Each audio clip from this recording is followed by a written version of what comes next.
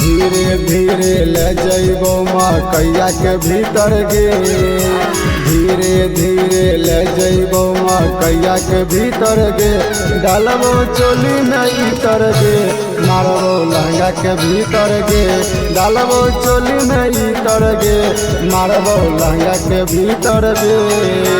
चढ़ली जवानी छुबो तोहर पवित्र गे, चढ़ली जवानी छुबो तोहर पवित्र गे, डालबो चोली में इतर गे, मारबो लहंगा के भीतर गे, डालबो चोली में इतर गे, मारबो लहंगा के भीतर गे।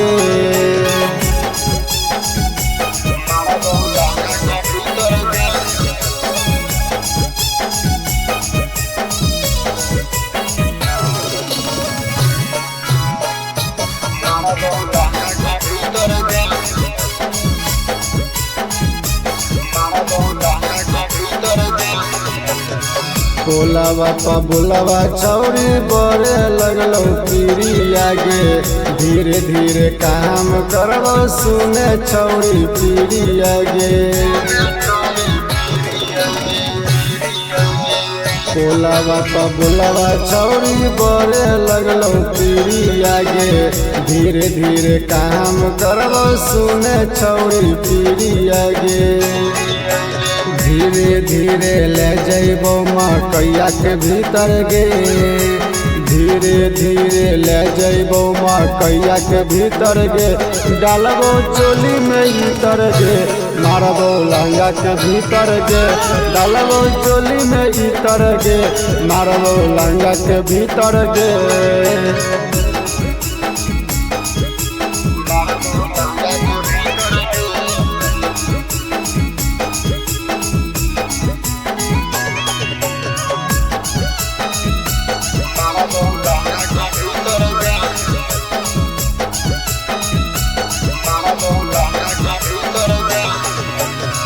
जब से बढ़ल हलो छौरी तोहर छाती आगे, छौरा के देखी देखी लागे लगलो दाती आगे।